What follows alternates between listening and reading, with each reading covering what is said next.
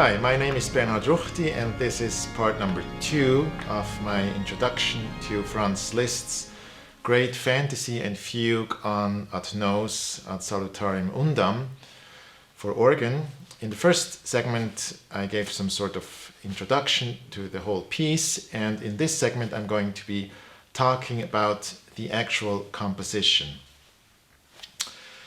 The theme, to start, on ad nos, ad salutarem, undam is taken out of an opera. It's the opera The Prophet by Jacopo Meyerbeer, and this opera is about the Anabaptist movement, and this melody ad nos, ad salutarem, undam is some sort of hymn that Meyerbeer introduces pretty much at the beginning of the opera, and that is sung by the Anabaptists to advertise their movement. I have here a first edition of that opera, which is very beautiful. And here we find this melody. It goes like this.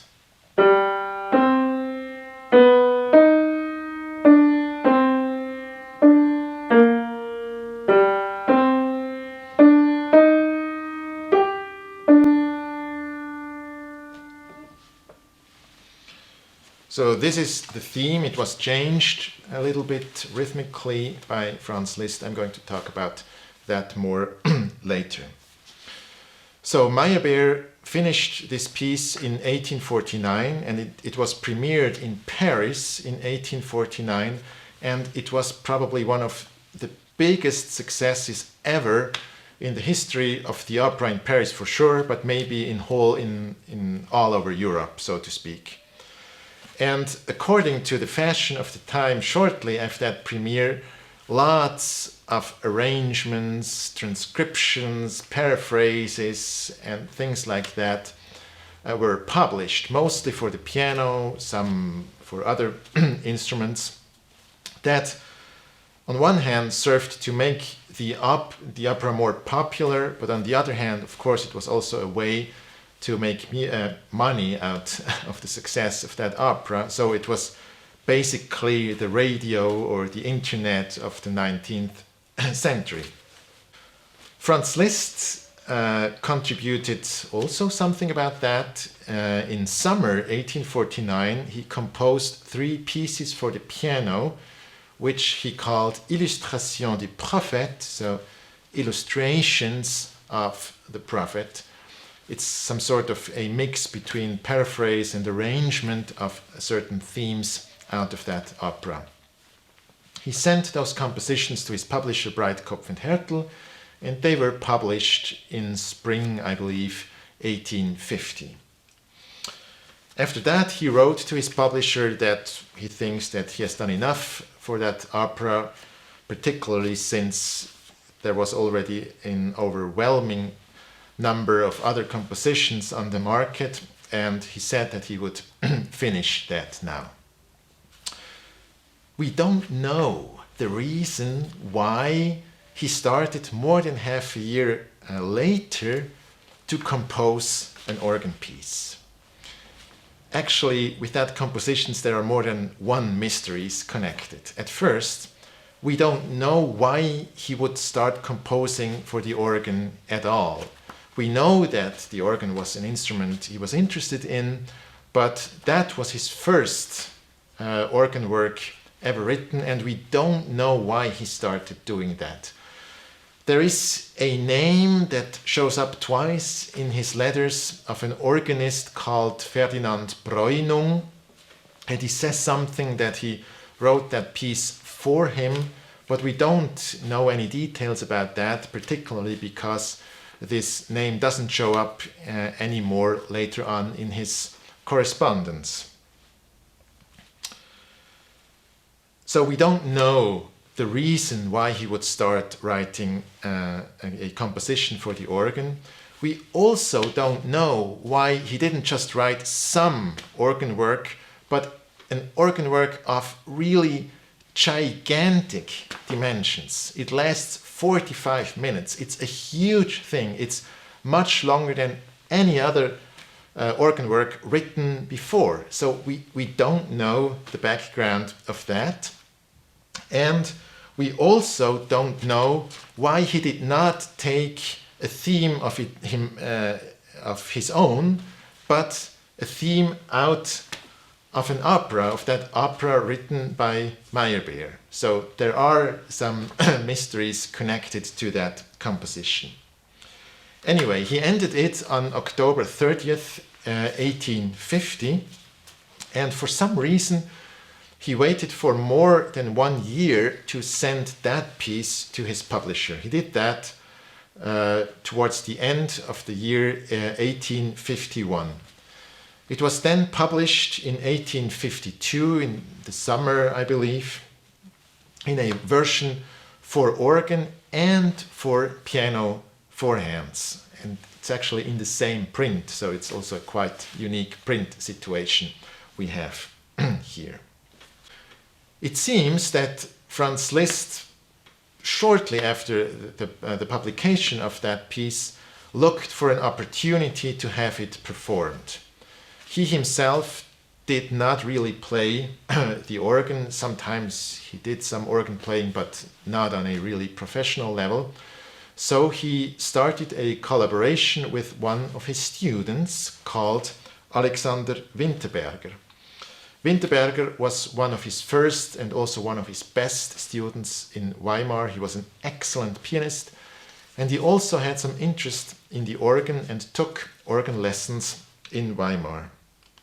Now, this is actually the beginning of a very long-lasting collaboration between Franz Liszt and Alexander Winterberger. They worked a lot together on the organ particularly, and we know of first, let's say, semi-public performances of the Ad Nos Fantasy in fall 1852. After that, the next and probably the first really public performance of the piece was on September 26, 1855, at the dedication concert of the new organ at Merseburg Cathedral near Halle in Germany. This dedication concert was a huge event.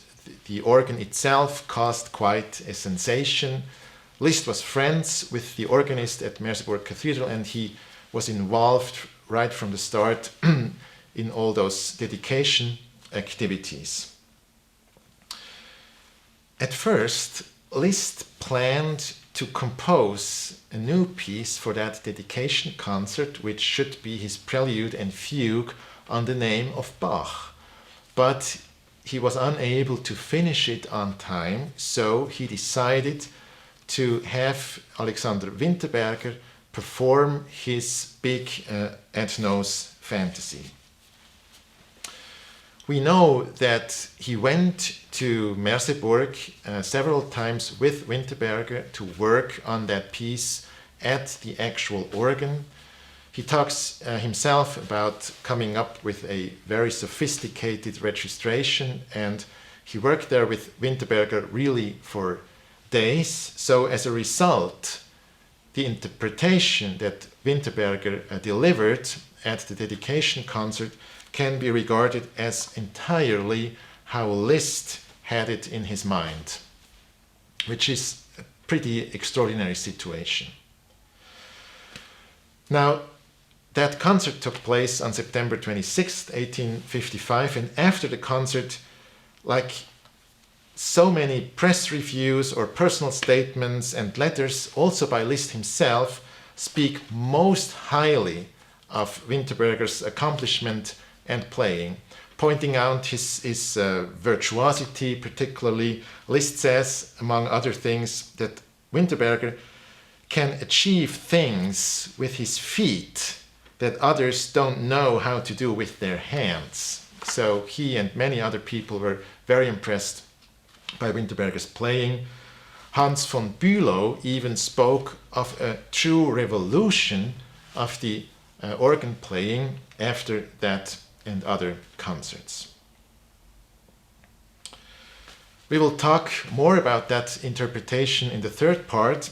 For now, I would like to mention that after that concert, Winterberger performed at other occasions at Merseburg Cathedral. A few months later, he actually premiered the Prelude and Fugue on Bach by Liszt.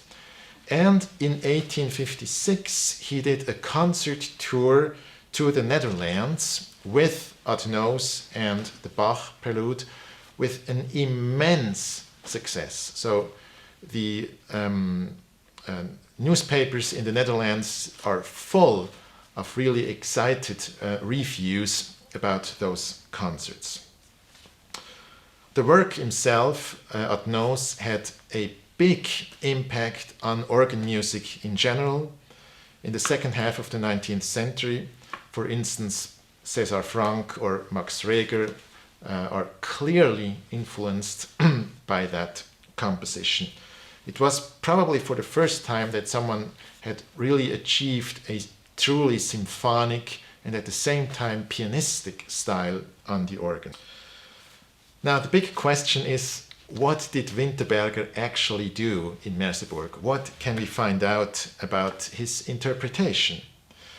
And as it turns out, if we put together all the documents and letters and statements we have about his performance, if we put that together with the actual music, with the information we can take out of Liszt's music, then we can extract a rather precise information how that interpretation was played and must have been, and about style in general, and ideas about interpretation. This duration of 45 minutes, which is some sort of point of reference, is like a framework for us today to explore and come up with an authentic interpretation of that work.